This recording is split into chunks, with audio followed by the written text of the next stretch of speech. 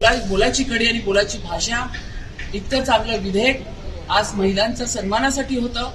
महिलांना त्यांच्या विधानसभेमध्ये आणि लोकसभेमध्ये म्हणजे अगदी नगरपालिकेपासून ते संसदपर्यंत महिलांसाठी एक चांगलं आरक्षण होतं आणि महिलांचा हा मान सन्मान या विरोधकांनी हाणून पाडलेला आहे.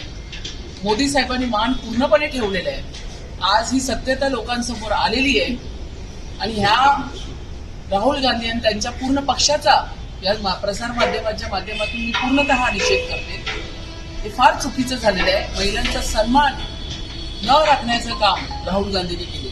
2023 मध्ये जे बिल पास झाल्यानंतर तेच पुढे कंटिन्यू केलं पाहिजे. डिलिमिटेशनचं बिल आणि एकत्रित केलं गेलं तर मग त्यांनी विरोध केला असं त्यांचं म्हणणं. या ठिकाणी आता जनगणनेची सुरुवात झालेलीच आहे. त्याच्यानंतर पूर्णतः डिलिमिटेशन पण होणार होतं, पण त्यापूर्वी हे विधेयक येणं अतिशय गरजेचं आहे. हे पहा, मी तुम्हाला आत्ताच थोड्या दिवसापूर्वीच मला वाटतं खासदार वर्षा गायकवाड त्यांनी पण स्टेटमेंट केलं. त्यांची सुरुवात आधीपासूनच झाली होती. नारी शक्ती बंधन ह्या अधिसूचनेला, या बिलला सुरुवातीपासूनच काँग्रेसच्या नेत्यांमधून हा एक वेगळा सूर आधीपासूनच सुरू झाला होता की ह्या बिलची गरज काय आहे. एक महिला खासदार असून तुम्ही असं स्टेटमेंट करता.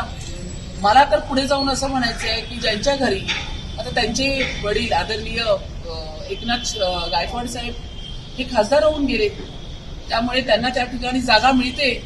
पण ज्या आमच्यासारख्या सामान्य घरातल्या मेहनत करून कष्ट करून तळागाळातून आम्ही आज सामाजिक क्षेत्रातून राजकीय क्षेत्रामध्ये आलेल्या महिला होतो, त्या सर्व महिलांसाठी हे आरक्षण, हे बिल होणं अतिशय गरजेचं होतं. तर त्यांनी, हे काँग्रेसच्या नेत्यांनी आधीपासूनच हा सूर लावला होता की ह्या बिलाची गरज काय.